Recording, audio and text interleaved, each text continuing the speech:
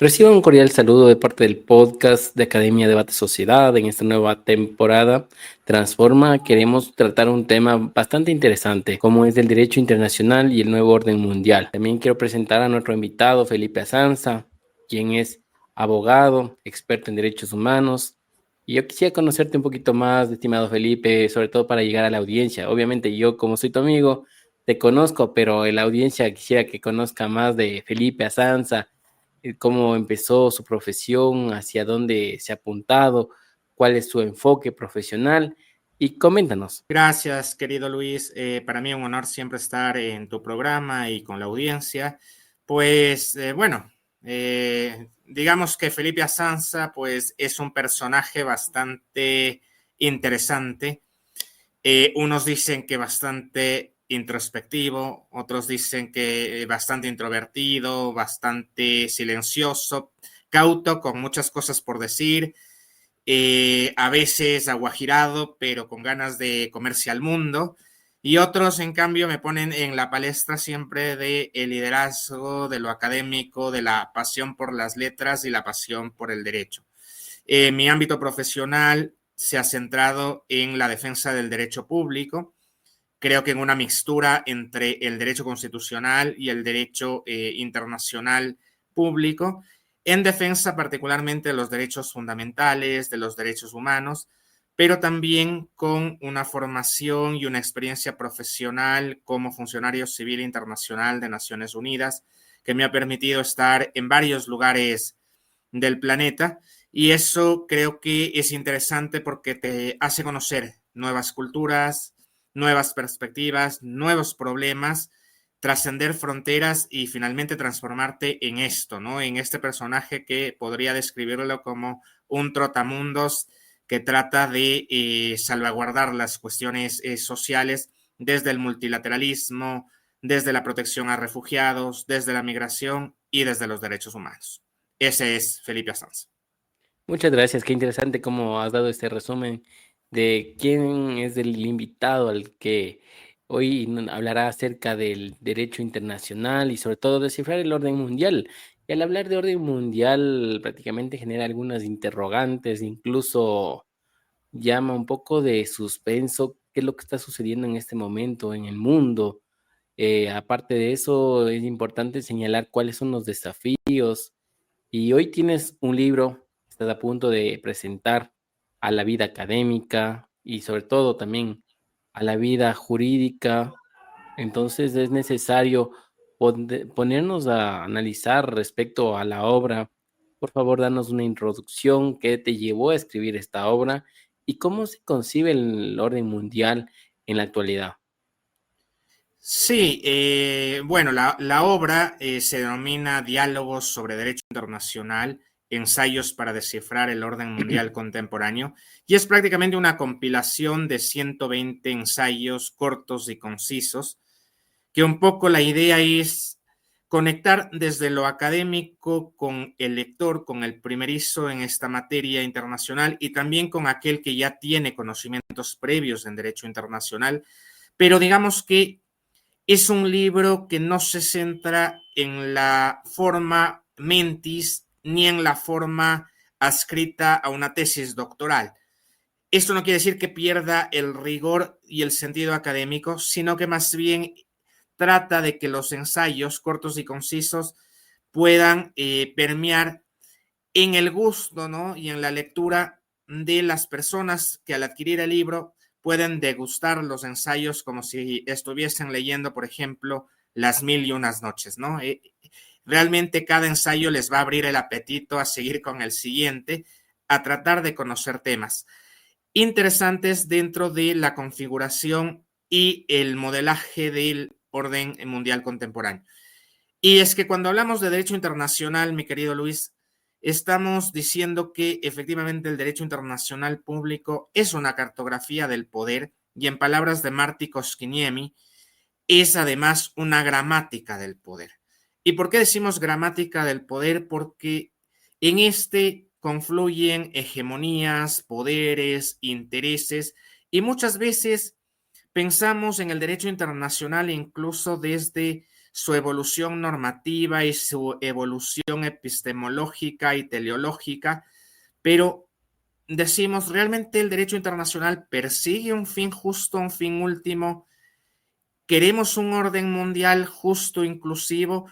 ¿O es que la comunidad internacional, su composición e incluso los estados, como entes primigenios del orden internacional, han generado esto que llamamos comunidad internacional como un ente que es realmente justo, inclusivo o es a veces asimétrico?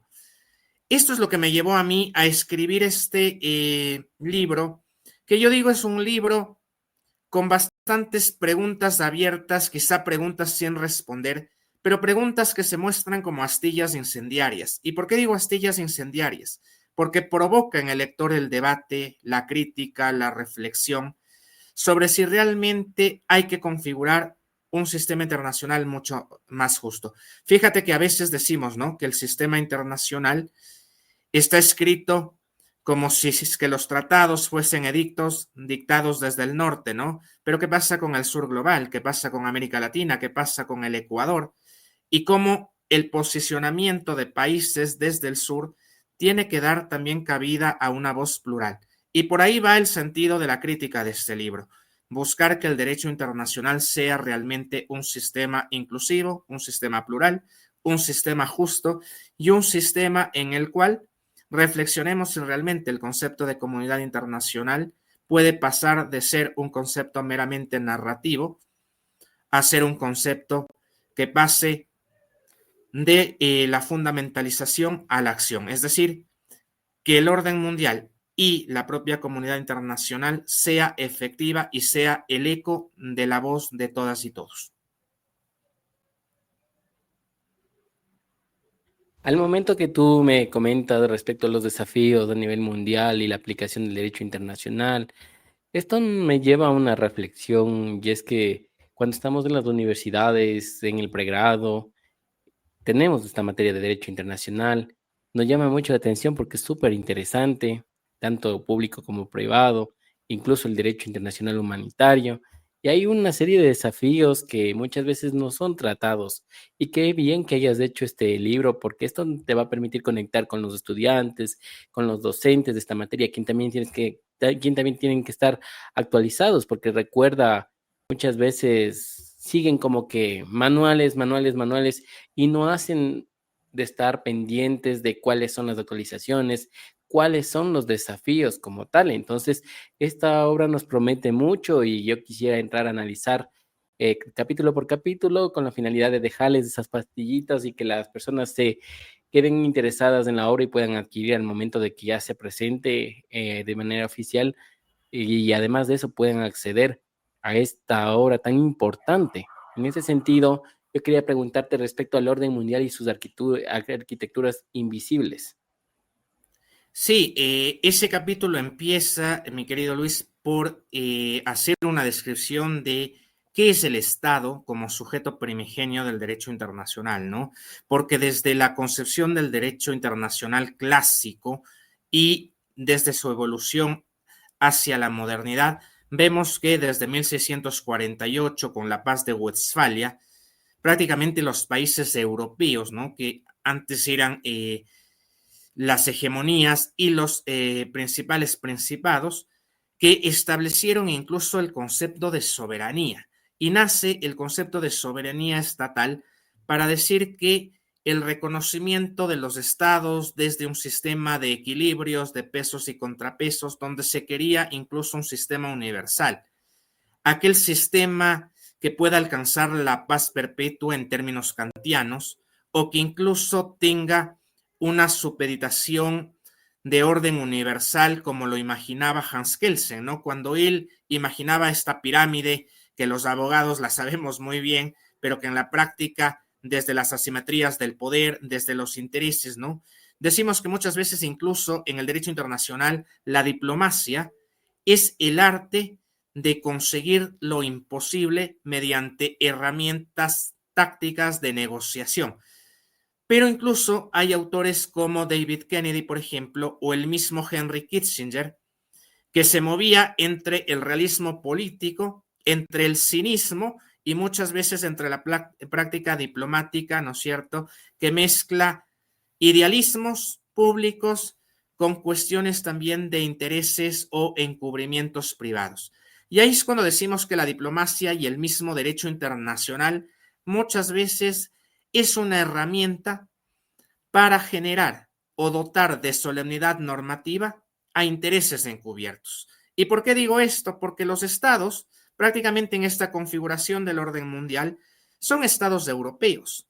Y muchas veces el derecho internacional ha nacido desde una perspectiva cosmopolita, desde lo europeo, desde un lenguaje diplomático que a veces se ha marcado desde el inglés al francés. ¿Qué pasa con el español? ¿Qué pasa con el árabe? ¿Qué pasa con el ruso? ¿Qué pasa con el chino? ¿Qué pasa con otros lenguajes que a veces, ¿no es cierto?, dialectos, cuestiones culturales, principios étnicos que muchas veces se desconocen en el marco del derecho internacional?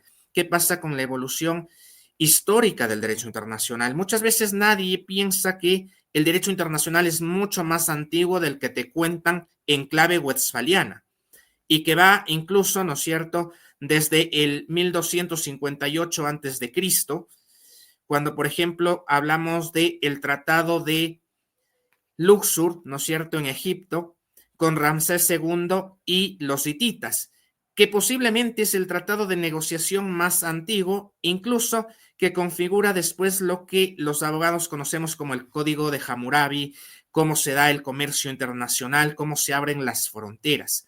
Pero marco esta iniciación en este capítulo para hacer ver que el Estado, como entelequia, está dotado de elementos constitutivos, territorio, población, gobierno, soberanía, etcétera, pero estos elementos constitutivos solamente son una ficción si no llevan por delante el eco y la voz plural de a quienes deben atender, ¿no es cierto?, o a quienes están bajo su jurisdicción y qué derechos debe proteger. Porque ese lenguaje cifrado que muchas veces es hegemónico, que encubre intereses, que no es plural, donde, por ejemplo, la Asamblea General de Naciones Unidas, siendo el foro más universal, tiene resoluciones que muchas veces se diluyen cuando, por ejemplo, tienes en cambio herejías o edictos estructurales desde la propia Organización de Naciones Unidas. ¿Qué pasa con el Consejo de Seguridad? La propia Carta de 1945 establece que el Consejo de Seguridad es el órgano encargado del mantenimiento de la paz y seguridad internacionales. Parecen palabras sacrosantas, ¿no? Pero en realidad estas palabras se diluyen cuando 5 hegemonías o 5 estados con poder de veto, China, Rusia, Francia, el Reino Unido y Estados Unidos, son quienes tienen, ¿no es cierto?, el poder de veto en las decisiones que se toman en el Consejo de Seguridad respecto de conflictos. ¿Qué pasa cuando se quiere atender, por ejemplo, las necesidades de parar los atropellos y el genocidio en Gaza? Estados Unidos se opone. ¿Qué pasa, por ejemplo, cuando se quiere realizar resoluciones que condenen los atropellos a derechos humanos en Ucrania, la apropiación de territorios mediante el atropello a la soberanía estatal, la prohibición del uso de la fuerza, que más bien se ha visto como una cuestión encubierta bajo las nociones de el R2P, que es el Right to Protect o el derecho a proteger, que ha sido encubierto por varios estados para decir, no, yo tengo derecho a proteger a mis connacionales que están en otro estado, y con eso se han encubierto invasiones, se han encubierto atropellos e injerencias en territorio de estados soberanos, se han hecho, por ejemplo, incursiones militares o incluso se ha generado que la extralimitación del derecho a la autodeterminación externa termine atropellando a poblaciones por la injerencia externa y la militarización. Y ahí, por ejemplo, el derecho al veto de muchas naciones, Rusia por un lado, China por el otro, los mismos Estados Unidos, genera que estos conflictos no puedan parar, genera que la paz perpetua no se pueda alcanzar cuando hay esas asimetrías de poder. Y eso es lo primero que este capítulo, digamos, ¿no? De estas asimetrías y estas arquitecturas invisibles terminan por mostrar que el Estado es una entelequia débil, pero que sigue en permanente supervivencia en el sistema internacional, que incluso el reconocimiento de los Estados, reconocimiento que a veces tiene tesis constitutivistas o tesis declarativistas. Muchos dicen que el reconocimiento del Estado no nace de que otros estados lo reconozcan, sino de que el Estado tenga los elementos constitutivos derivados de la Convención de Montevideo de 1933, ¿no? Que hablaba de que un Estado es Estado cuando tiene soberanía, población, territorio, gobierno, un lenguaje, ¿no es cierto?, o principios rectores que canalizan su independencia al externo y su supremacía al interno.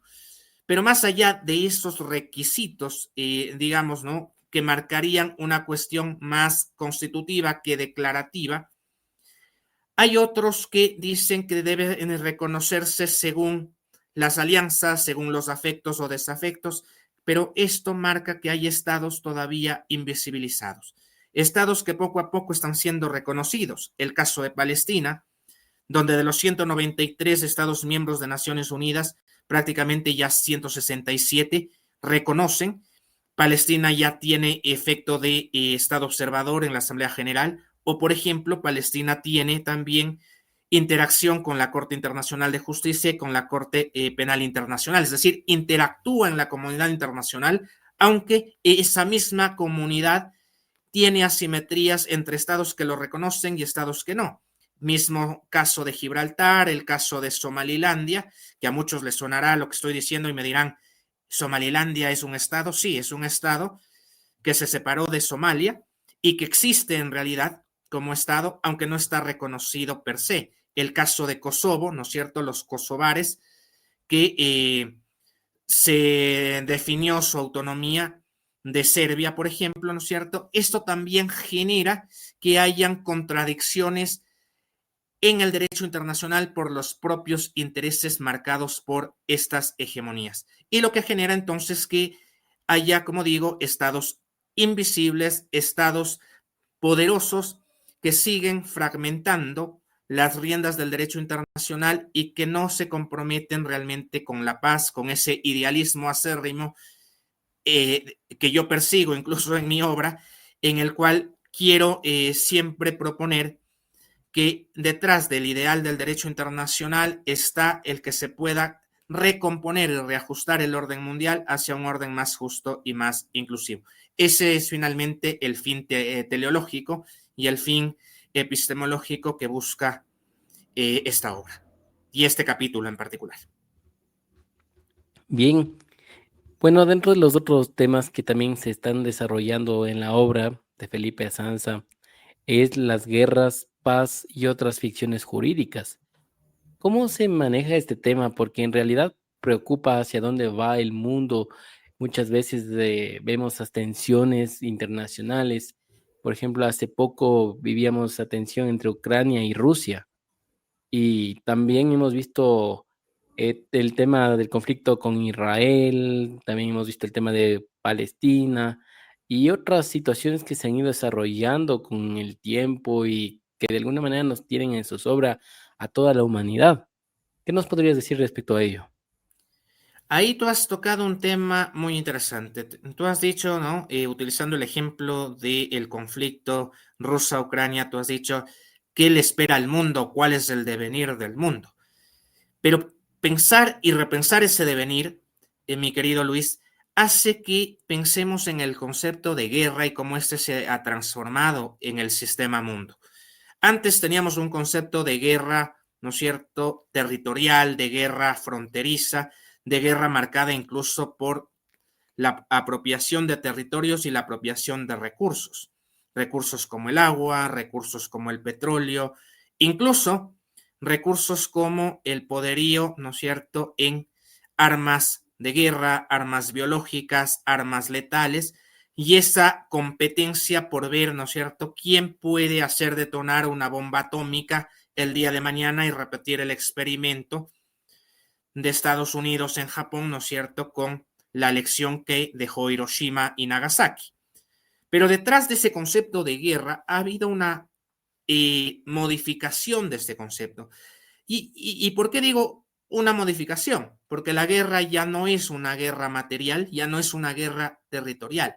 Hoy estamos viviendo una guerra digital en el sistema mundo y en el sistema internacional. Ya los estados no son los sujetos primigenios y únicos del derecho internacional. Han sido reemplazados por otros sujetos, empresas transnacionales, el propio individuo que muchas veces puede demandar, ¿no es cierto?, cuestiones a los estados frente a tribunales y cortes internacionales. Existe, por ejemplo, ¿qué pasa con estas guerras invisibles en donde ya no necesitas tanquetas, armas, municiones?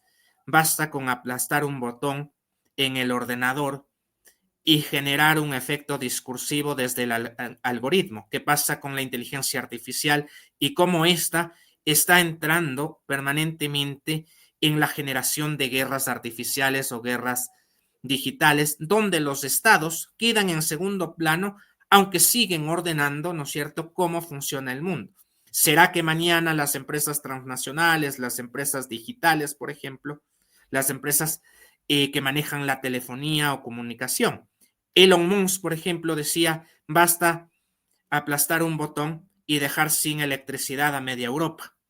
Y él lo decía así literalmente en su discurso. ¿Esto qué nos hace pensar?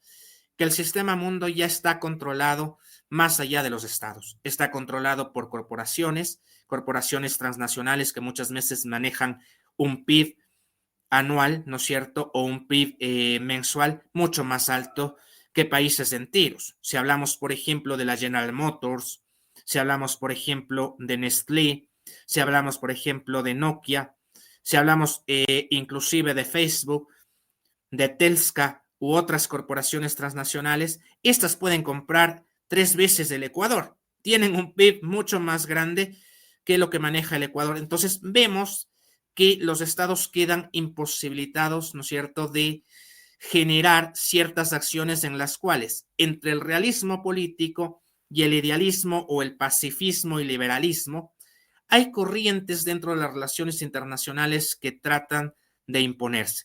Y este neorrealismo o realismo estructural, que se divide en el realismo ofensivo táctico, el que utiliza, por ejemplo, Estados Unidos, el que utiliza Rusia, o el realismo defensivo, el que utiliza Ucrania porque tiene que sobrevivir en medio de un mundo caótico, marca que hay estados que tienen que defenderse en ese sistema mundo y que marcan su política exterior y su política internacional entre las alianzas, la defensa de sus intereses nacionales o muchas veces incluso en la propia sumisión. Estamos viendo que hoy en día el orden internacional está marcado en algunos casos, ¿no es cierto?, y sobre todo en el continente americano, por una imposición de la doctrina Monroe, América para los americanos. Pero ya no es la doctrina que decía América para los americanos en defensa del colonialismo europeo, sino es la América para los americanos, entendida como la hegemonía de Estados Unidos para tratar ciertos temas. Y respecto a los estados beligerantes, que también me entró la duda, porque este tema de alguna manera se centraba también dentro del estudio del derecho internacional y se hablaba de estos ciertos grupos que también influyen en las decisiones del orden mundial y cómo estos de alguna manera implican la seguridad mundial. Sí, y ahí tienes estados beligerantes y corporaciones o incluso institutos beligerantes que vuelven a la seguridad una cuestión de quién es el actor principal al que la seguridad internacional debe proteger. Es decir, la seguridad internacional en el sistema mundo debe proteger la supervivencia de los estados y por eso te decía, hay estados, ¿no es cierto?, que tienen que defenderse tácticamente, hay otros que en cambio tratan de sobrevivir en ese sistema de sumisión. Se vuelve a dar en el sistema internacional lo que se conoce como la doctrina del garrote o la zanahoria. Si estás conmigo y te mantienes en mi línea, pues te doy la zanahoria y te mantengo contento. Pero si no estás en mi línea, te doy garrote, te veo como mi enemigo y genero ahí una fricción internacional que va desde cuestiones asimétricas como bloqueos económicos, por ejemplo, medidas de retorsión o incluso quitarte ciertos apoyos en cuestiones comerciales, subirte los aranceles. Prácticamente las decisiones que hoy en día toma Donald Trump, esas son medidas de retorsión, de bloqueo o de incidencia, ¿no? Medidas de garrote para tratar de generar hegemonía y presión. Y lo que estamos viendo es que en estas fuerzas de seguridad, lo que se ve es que estamos volviendo a esta era de recuperación imperial, de los imperios. Y la recuperación imperial en el sistema mundo no es más que el cinismo político y la reactivación del realismo político puro y duro. ¿Qué nos dice finalmente el realismo político? En materia internacional no existen amigos o enemigos, prevalecen los intereses. Pero hay que hacer un alto ahí. Cuando hablamos de estas guerras, ¿no es cierto? Y estos fantasmas o tribunales, hay que decir cómo conceptos como la justicia, la moral, que deben prevalecer, han sido diluidos incluso por el mismo concepto de soberanía, que ya no es un concepto de soberanía estatal puro y duro. En términos de Zygmunt Bauman, por ejemplo, ya la soberanía se ha vuelto líquida. Ya la soberanía trasciende fronteras, se vuelve una soberanía líquida y digital, que incluso hace pensar que muchas veces cuando firmamos actos o contratos, o cuando un Estado firma un contrato con una empresa transnacional, contratos de inversión, cede soberanía. Cuando, por ejemplo, se concede, ¿no es cierto?, ciertos permisos para la utilización del espacio aéreo, se cede soberanía. Cuando los individuos aceptan actos o contratos incluso para formalizar la simple compra de un teléfono, estamos generando que nuestros propios datos, ¿no es cierto? O cuando navegamos por Internet, las famosas cookies en el ordenador, ¿no es cierto?, hace que haya una especie de guía, mentora, sobre las decisiones que toma un individuo o sobre los intereses o gustos que tiene un individuo cuando navega, por ejemplo, en la web. Y esto hace que ciertos datos estén contenidos en la web a manera de una soberanía en donde se pierde incluso la privacidad. Y ahí empiezan estos fantasmas. ¿Qué pasa cuando los tribunales de justicia están cooptados por cuestiones de corrupción? Cuando estos tribunales, cortes o incluso los tribunales, por ejemplo, arbitrales, ¿qué pasa cuando decisiones del Fondo Monetario Internacional, por ejemplo, hablando de organismos multilaterales, o cuando hay demandas en la OMC, se aplica el principio, por ejemplo, de la no intervención o se aplica, por ejemplo, el principio de la nación más favorecida en materia comercial, cuando vemos que, por ejemplo, a unos estados se les aplica aranceles, ¿no es cierto?, sobre efectos comerciales, sobre servicios y sobre bienes mucho más altos que a otros. Se rompe la igualdad. Y ahí tenemos foros que no están generando, ¿no es cierto?, reglas jurídicas de igualdad, foros que rompen con el principio de justicia y de moralidad y que más bien se someten a la hegemonía de ciertos estados. ¿Y qué pasa con las instituciones arbitrales? Donde muchas veces casos como Chevron Texaco, por ejemplo, casos de invasión de tierras o casos de remediación ambiental, los estados terminan siendo responsables internacionalmente, pero terminan pagando deudas millonarias en estos tribunales arbitrales, que como yo los defino en el libro, he dicho que son templos del capital. Y no porque el capital sea malo. Yo de hecho soy alguien que practica el liberalismo igualitario, que cree en el capitalismo, pero cree que el capitalismo debe ser sometido a regulaciones y a la ley. Cuando se rompe esta regulación y este paraguas de la ley, y cuando el sistema internacional empieza a perder regulaciones bajo la ley, bajo la observancia de tratados internacionales, ahí empieza a perder su esencia. Y termino esta parte y esta idea con algo sumamente importante, querido Luis. Y lo sostengo en mi libro. Fíjate que en Naciones Unidas, solo en el sistema de Naciones Unidas, hay más de 50,000 tratados suscritos. Pero ¿sabes cuánto de esos 50,000 tratados suscritos pertenece al ámbito de derechos humanos, al ámbito de la igualdad, del pluralismo jurídico? menos del 20%. Es decir, tenemos casi un 80% de tratados que regulan más bien la materia comercial, la materia armamentística, la materia de transacciones incluso digitales. Y el resto es para el respeto o el pseudo respeto hacia la dignidad humana, hacia la consolidación de la paz y hacia el perfeccionamiento del multilateralismo que, como digo, producto de estas asimetrías de poder, se mantiene en una debilidad perpetua.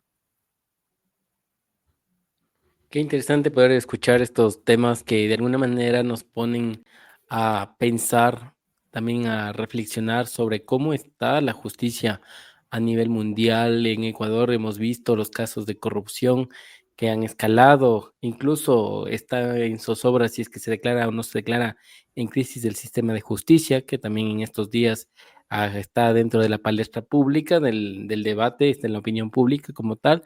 Entonces, de alguna manera nos conlleva a reflexionar qué ha pasado con los valores de nuestra sociedad, cómo hemos llegado a esos extremos en los cuales los tribunales de justicia han estado involucrados en casos de corrupción e incluso vinculados al narcotráfico, como varios casos que están ya con sentencia condenatoria en el Ecuador. Esto de alguna manera incluso genera un hasta un cierto escalofrío para quienes hablamos desde el punto de vista académico, porque no podemos entender de qué forma se ha contaminado el tema de justicia. Y por otro lado, también tú has señalado el otro tema que incluye tu libro, que es comercio, recursos y diplomacia de capital. La forma como se están llevando las relaciones comerciales, cuáles son los conflictos, aparte de eso también los desafíos en lo que tiene que ver hasta propiedad intelectual, también la lucha contra la piratería, también el tema de las marcas, del tema de los conflictos comerciales en otros aspectos del derecho. Entonces, de alguna manera, esto nos deja bastantes ideas y sobre todo nos permite pensar de que estamos viviendo en un mundo complejo.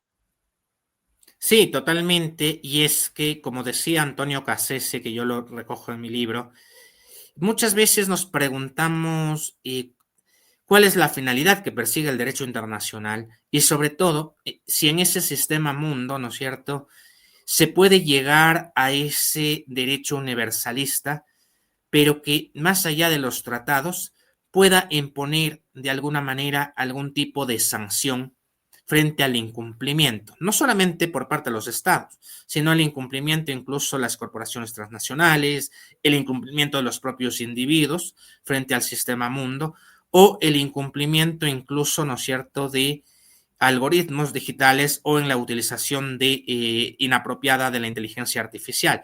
Pero es que hemos creado un sistema que desde la propia corporeidad que le han dado los estados es un sistema que no es coercitivo per se, no es como los sistemas nacionales donde la ley se impone, ¿no es cierto?, por la fuerza, es decir, la ley tiene una fuerza coercitiva. En cambio, el derecho internacional ha buscado una suerte de metamorfosis desde la costumbre internacional, es decir, desde el principio de buena fe, el principio del pacta sunt servanda, es decir, la aplicación de la reciprocidad entre los estados y de estos con los demás sujetos de derecho internacional.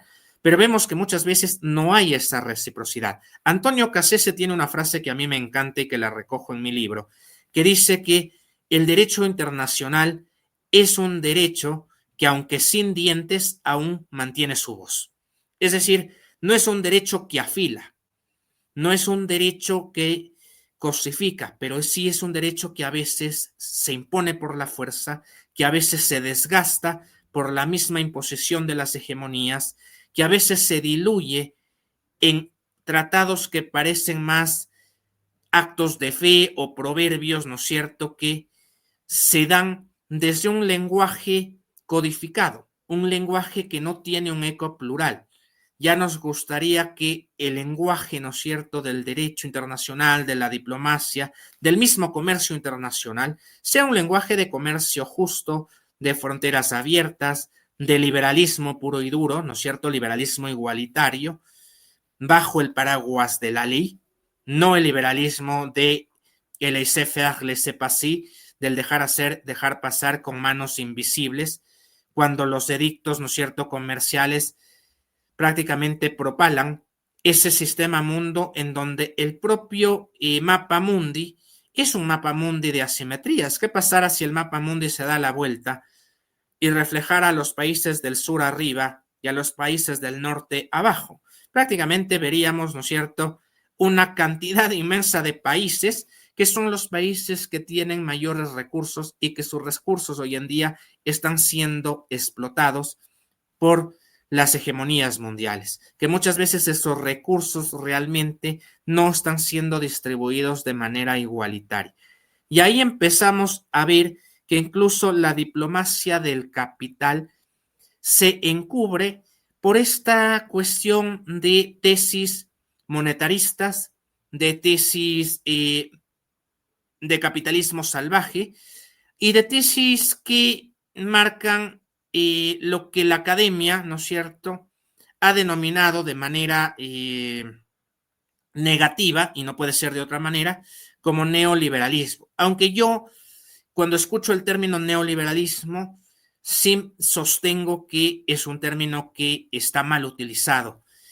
Desde la economía podríamos decir, sí, hay un neoliberalismo que se traduce en cuestiones monetaristas, en cuestiones donde se aplican ajustes fiscales en la era internacional, ¿no es cierto? Y en esta arena internacional se dan ajustes fiscales por el lado del gasto, pero ¿qué pasa con la inversión? ¿Qué pasa con el sometimiento de ciertos estados que se someten a recetas frías del Fondo Monetario Internacional o del Banco Mundial, que son recetas monetaristas de ajustes fiscales y tributarios, pero que muchas veces dejan de ver cómo esos ajustes también tienen que propiciar la inversión para reflejar, ¿no es cierto?, que esos ajustes no generen un impacto negativo en falta de recursos de educación, en falta de recursos de salud, donde la pobreza y el índice de desarrollo humano no pueden estar, ¿no es cierto?, por valores que superan el 3% sobre el 0.9 de países como Noruega, como Suecia, como Finlandia, que tienen institucionalidad sólida, que tienen el 60% de su PIB anclado a cuestiones de salud, educación, sanidad gratuita, ¿no es cierto?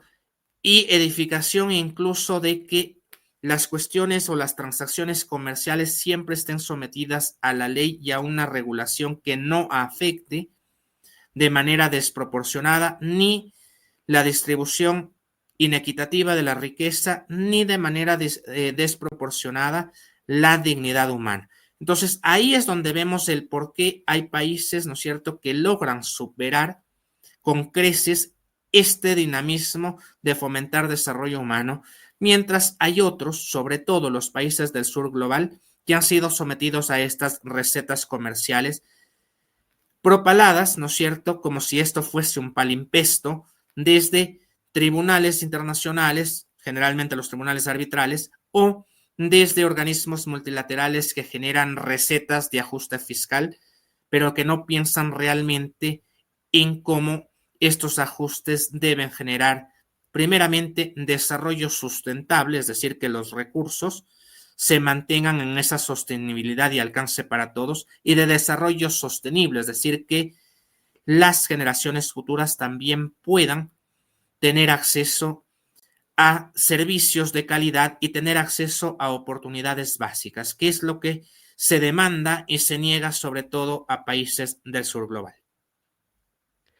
Bien, yo quisiera preguntarte respecto a las migraciones, clima y humanidad en tránsito, que es otro de los asuntos que nos deben llevar a una preocupación, incluso hacia un horizonte, ¿no? Porque hemos visto en el caso de Ecuador las migraciones que han llegado de otros países como tal.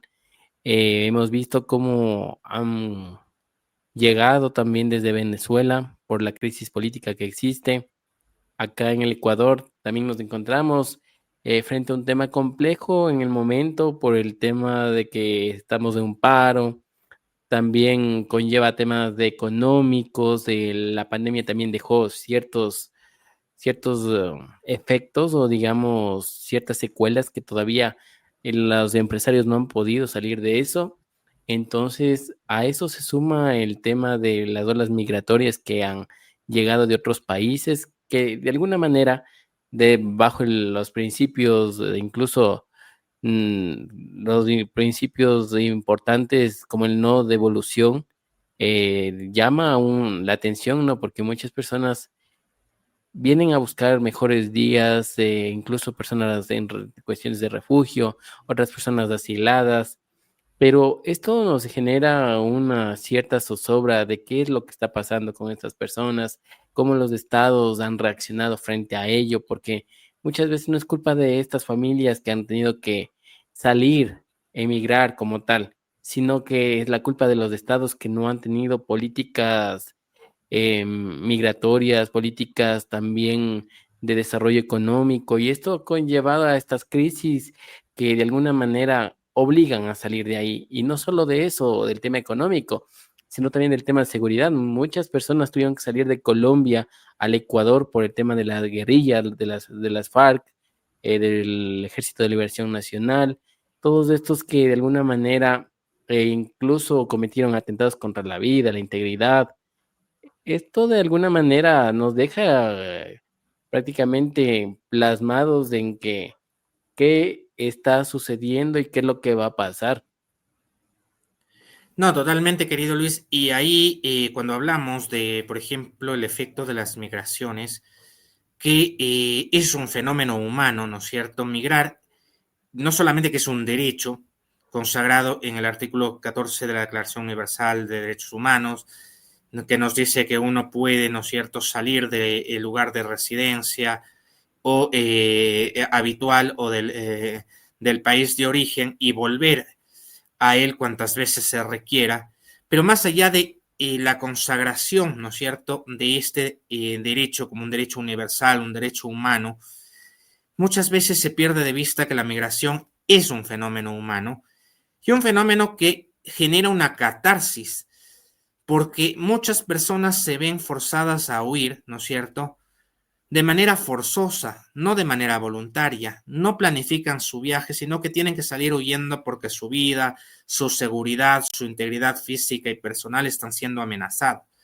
Y hay veces que escuchamos este discurso reiterado en el sistema internacional y en la configuración de este nuevo orden mundial, donde prácticamente se quiere cerrar las fronteras, volver a recapitular este concepto de soberanía cerrada y no de soberanía abierta, volver a reconfigurar este concepto de cerrar fronteras desde la otredad, es decir, vemos al otro como el extranjero, al otro como el que nos intimida, el que posiblemente, entre comillas, nos quita la paz o nos viene a quitar el trabajo o nos viene a quitar, ¿no es cierto?, nuestra tranquilidad, y no vemos más bien que el otro puede generar oportunidades y que en ese ámbito de pluralismo abierto, de sociedades diversas y multiculturales, se puede generar un ámbito que propicia más bien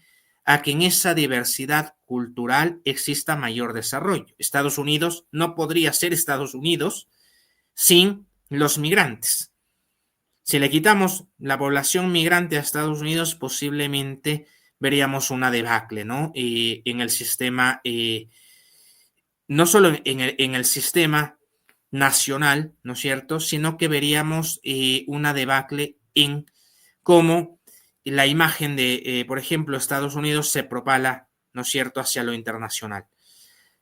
Y en esto hemos escuchado discursos como que la migración debe ser segura, regular y ordenada.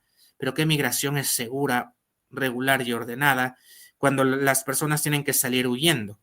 Vemos el caso, tú citabas el caso de Venezuela, salen huyendo de una violencia generalizada y sistemática de derechos humanos, de falta de recursos como el acceso a medicinas, el acceso a comida, que muchas veces salen por ser perseguidos, ¿no es cierto?, por cuestiones que tienen que ver con su pensamiento político, por pertenecer a determinado grupo social, o a veces por cuestiones que tienen que ver por la nacionalidad, la raza o incluso cuestiones religiosas. En Medio Oriente vemos también persecuciones, en Irak, en Irán, vemos persecuciones en países, por ejemplo, como Afganistán, donde también salen personas, ¿no es cierto?, extracontinentales que llegan al continente americano en búsqueda de protección internacional. Entonces, cuando uno escucha esto de migración ordenada, segura, regular en esta reconfiguración del sistema internacional, uno se pregunta, ¿y de dónde viene este discurso? Es decir, migración segura, regular y ordenada, ¿para quién? ¿Para los estados o para los individuos que migran y transitan de manera forzosa, que en su tránsito pueden estar sometidos a peligros como la trata de personas y el tráfico ilícito de migrantes, reclutamiento forzado, pérdida de documentos porque son retenidos de manera ilícita, o incluso en este reclutamiento forzado, mujeres utilizadas como armas de guerra, violentadas y violadas? De eso no nos ponemos a pensar, de eso no se ponen a pensar los estados cuando hablan de cerrar fronteras, en vez de generar procesos administrativos y regulatorios en el marco de sus ordenamientos jurídicos, porque nadie dice que no deban existir cuestiones de procesos administrativos o de recursos administrativos o procesos judiciales, pero estos no pueden, como tú sabes bien, querido Luis, irse en contra de las garantías procesales y de la dignidad humana. Es decir, si no se respeta el debido proceso y si estos recursos que tienen los estados no siguen estándares internacionales, pues prácticamente el accionar internacional se vuelve un mito, se vuelve una ficción, y eso es lo que yo sostengo en mi libro, que cuando hablamos de migración, hablamos también de protección a esas personas que huyen forzosamente, hablamos de protección internacional, hablamos de estos nuevos hitos, ¿no es cierto?, que dentro del derecho internacional se propalan, al menos como un recurso por el cual, ¿no es cierto?, estas figuras como el asilo, como el refugio, como la diversidad, tienen que estar anclados en tratados internacionales. Pero vemos que muchas veces el tema de las personas que necesitan protección internacional, las personas refugiadas, es un tema que sigue siendo debatido y que muchas veces, ¿qué pasa con los refugiados climáticos, por ejemplo? Hoy en día se debate si se debe revisar la Convención de Ginebra de 1951 sobre el Estatuto de los Refugiados, si se debería crear un protocolo adicional para anexar la figura de refugiados climáticos, sobre todo, por ejemplo, casos como el pueblo saharaui, ¿no es cierto?, en el desierto, que tienen cuestiones bastante fuertes, ¿no es cierto?, de temas de desastres naturales. ¿Qué pasa con islas, por ejemplo, como las islas en el Pacífico e islas en el Atlántico, en Panamá, que producto y estamos hablando de Panamá, ¿no?, que producto del cambio climático están prácticamente quedándose sumergidas por el mar? ¿Qué pasa, por ejemplo, con los glaciares o la Antártida? ¿Qué tipo de protección le estamos dando a los glaciares que se están derritiendo producto del cambio climático? Mientras tenemos estados que siguen la tesis de que el cambio climático, según ellos, no es una realidad, sino es una invención, cuando más bien la emisión de CO2, ¿no es cierto?, en la atmósfera, y esto es científico, ha sostenido pues que hay cambios en la atmósfera producto de el exacerbado, ¿no es cierto?, uso desproporcionado de estas emisiones de gas, ¿no es cierto?, en la atmósfera, que causan contaminación. Y ahí el tema de qué estamos haciendo también como humanidad, qué estamos haciendo frente al cambio climático y frente a los recursos naturales. Deberíamos también pensar que ciertos pulmones del planeta, como por ejemplo el Yasuní en Ecuador, la Amazonía, los propios ríos, ¿no es cierto?, en el mundo, deberían ser declarados sujetos de derecho internacional, de protección internacional. La naturaleza debería ser sujeto de derecho internacional. Deberíamos hablar de la Amazonía como sujeto de derecho internacional, más aún cuando el Ecuador es un país amazónico.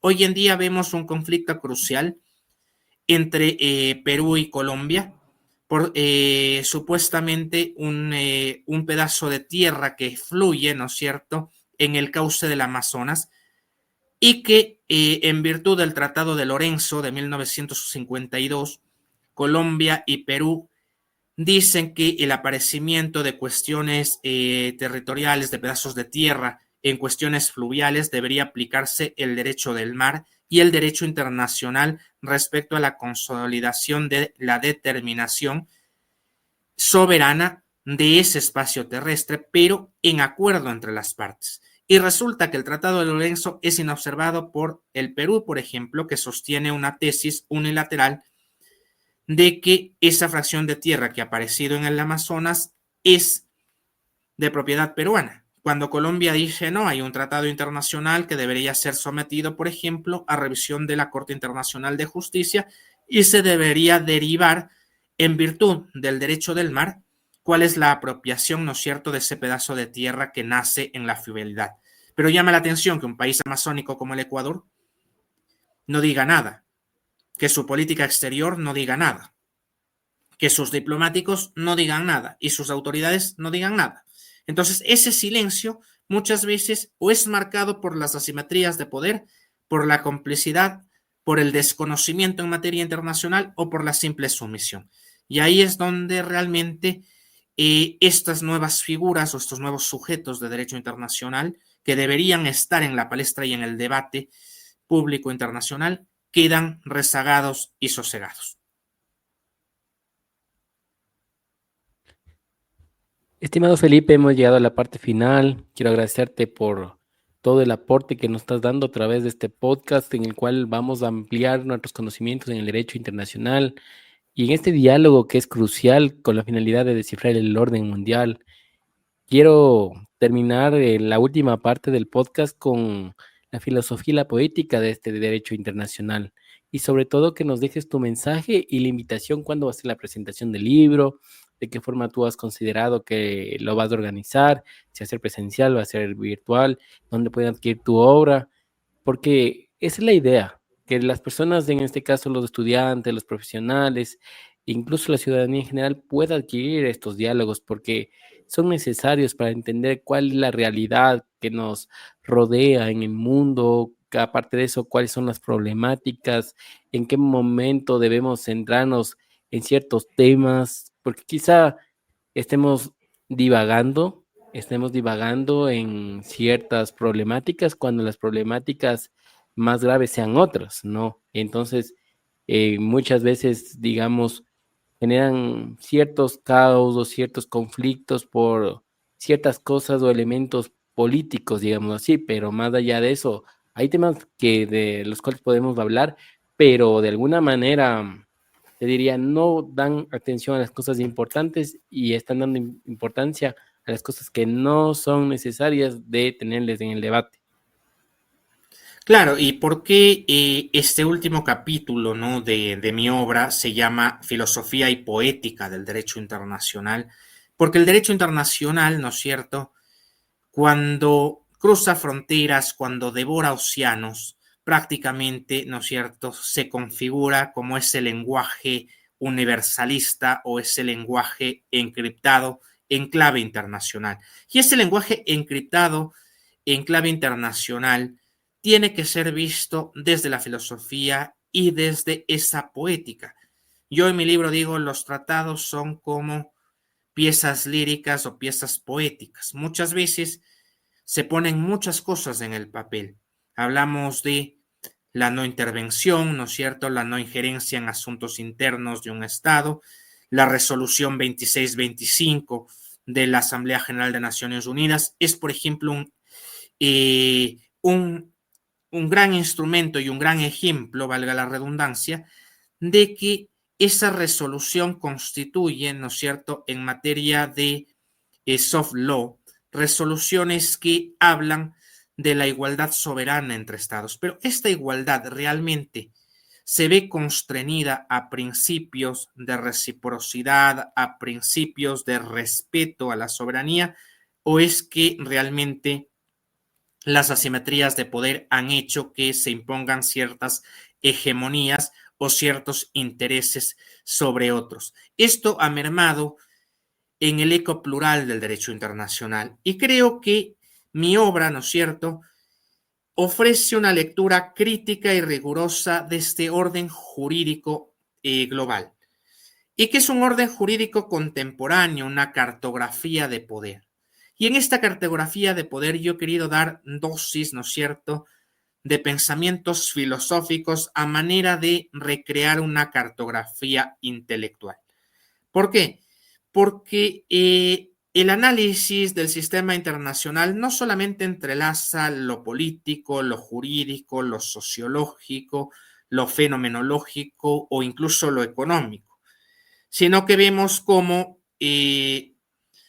conceptos de derecho internacional clásicos, ¿no es cierto?, como el uso de la fuerza, los tratados, la responsabilidad internacional, el lawfare, el cambio climático, la inteligencia artificial, generan un efecto también epistemológico del derecho internacional.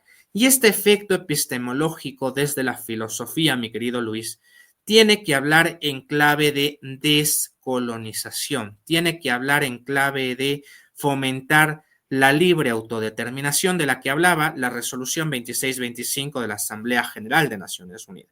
¿Y por qué esto es importante? Porque aquí tenemos que salirnos de las fórmulas convencionales del derecho internacional, sobre todo de aquellas formas convencionales del derecho internacional clásico y contemporáneo, que han de alguna manera desconfigurado y hasta cierto punto han desmontado los aportes también del derecho internacional americano. Cuando uno estudia derecho internacional en la universidad, y tú lo decías muy bien, las universidades ponen, ¿no es cierto?, estas materias dentro de la malla curricular, pero parecería ser que a veces esta materia es materia de relleno, materia esotérica, y eso es lo que he tratado yo de desmitificar. El derecho internacional no es un mito, no es una ficción, es un sistema en permanente construcción. Y esa es la conclusión que deja mi libro, que es un sistema en construcción con más preguntas que respuestas, sí, pero en esa loable labor de cuestionarnos, de seguir escribiendo, de seguir edificando, de seguir construyendo una catarsis dinámica en búsqueda de esa metamorfosis del derecho internacional hacia un ordenamiento justo, esta es la clave y la efectividad. Si mi obra logra que los lectores piensen, critiquen, reflexionen sobre el derecho internacional, la meta está cumplida.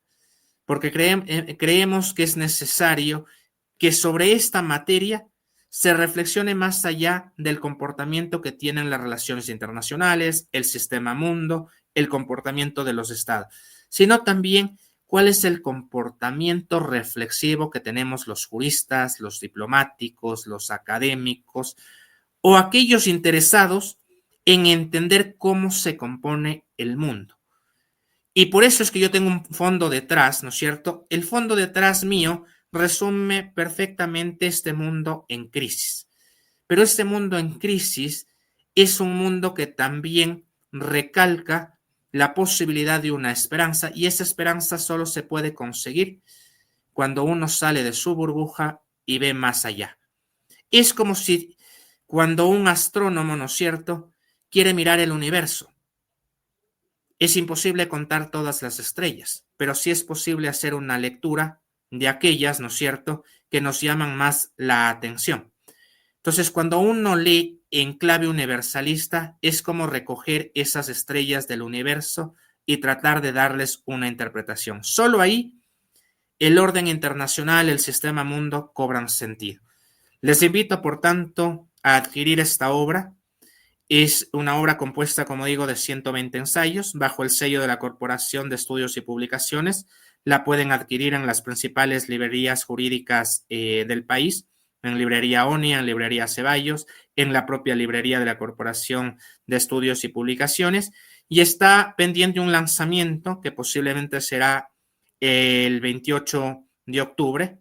Espero que sea en esa fecha porque es una fecha muy particular para mí. No develaré el por qué es especial, porque eso lo dejo para el lanzamiento, pero sí quiero decir con esto que están todos y todas invitados a adquirirlo y por supuesto a quienes les interese pues ir a la presentación. Estoy realizando ahí los temas logísticos, posiblemente será en el Hotel Quito. Con una invitación, claro, reservada, ¿no? A una invitación más formal, pero para el público que esté interesado, pues por supuesto también puede adquirir la obra a través de los espacios públicos donde la obra está pues en constante muestra y publicación, ¿no? Lo pueden adquirir. El costo de la obra es de $20, así que también es una obra pues fascinante y que como digo les va a abrir el apetito para conocer más el encauce del orden mundial y cómo, ¿no es cierto?, se van alineando los intereses, las doctrinas, etcétera, y las figuras dentro del ordenamiento internacional como si fuese un juego de ajedrez o una especie de rompecabezas. Desmitificar ese rompecabezas creo que es la tarea más ardua de cualquier jurista internacionalista. Y creo que si consigo tratar de generar esa reflexión sobre ese rompecabezas, pues habré generado una respuesta positiva en el ámbito de la defensa del derecho público y del derecho internacional. Soy una persona que cree conscientemente en que esa defensa del derecho internacional parte por criticar al propio sistema, por criticar al propio derecho internacional y sacarle de esa esfera esotérica para ponerle en el plano de una esfera más realista, más dinámica y sobre todo que no sea como dice Simone Weil, el derecho internacional entre espejismos, sino que sea el reflejo de una realidad naturalizada y natural para el propio ser humano, que es quien, ¿no es cierto?, debe ser el primer artífice dentro del orden mundial. Agradecerte, Luis, por el espacio y siempre muy contento de poder conversar estos temas tan apasionantes. Muchas gracias, Felipe. Creo que ha sido un gran aporte para el podcast de Academia Debate Sociedad.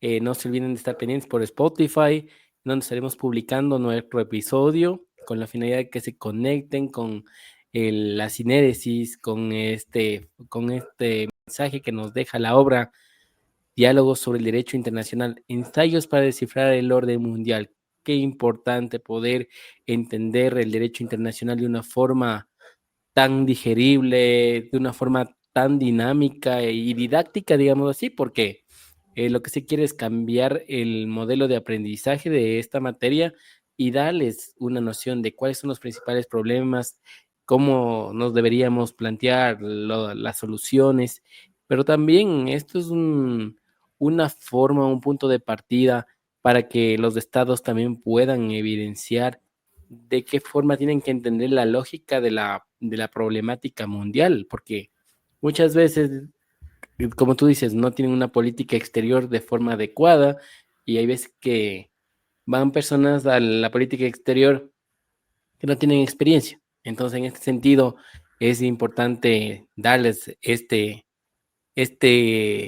digamos, instrumento o herramienta de aprendizaje de conocimiento con un gran autor que tiene una experiencia increíble en el tema de los derechos humanos y el derecho internacional. Te quiero felicitar, estimado Feli, y te deseo muchos éxitos. No se olviden de adquirir la obra y estar pendientes sobre todo en el lanzamiento. Un fuerte abrazo y hasta una próxima oportunidad. Muchísimas gracias, Luis. Y solo permíteme finalizar con una frase. Yo quisiera simplemente reflexionar qué hacer frente a ese poder que no se deja encerrar muchas veces en tratados ni en fronteras o normas internacionales. Creo que la reflexión del sistema internacional está en interrumpir las narrativas hegemónicas, hacer visible lo que el derecho internacional muchas veces oculta, porque la tarea crítica en estos tiempos difíciles, ¿no es cierto?, en donde el poder se desliza sin rostro pero con normas, creo que ahí está la tarea de todos y todas de aprender a filosofar, de aprender a generar reflexiones más profundas, más allá de las normas, de los principios, de la dialéctica. Creo que si algo hemos aprendido los abogados es que el derecho se construye más allá de las normas. El derecho se construye cuando se piensa en qué debe ser la sociedad y para dónde debe ir la sociedad. Nada más. Yo creo que con esa reflexión podemos dejar este bonito podcast, mi querido Luis, pero creo que es una reflexión bastante latente y que debe abrir la forma mentis en cómo se estudia y se ejerce el derecho internacional. Muchas gracias, Feli. Aquí también me uno a la frase de pienso y luego existo. Entonces, en este sentido, es necesario generar esas reflexiones sobre el nuevo orden mundial, cuáles son los desafíos y también cómo se está tratando desde el derecho internacional. No se olviden de adquirir el libro porque prácticamente lo que queremos también a través del podcast es generarles esa curiosidad para que vayan a leer. Queremos fomentar la lectura porque prácticamente podríamos ir analizando de episodio en episodio con video, con ilustraciones, generar un tipo de clase, pero queremos que a través del podcast ustedes se conecten a la obra y de esa manera ustedes puedan ir, adquirir y disfrutar y sobre todo también aumentar los conocimientos que son necesarios en una sociedad en la cual está con bastantes cambios y en permanente evolución. Muchas gracias, Feli, y hasta una próxima oportunidad. Gracias, muy gentil, querido Luis.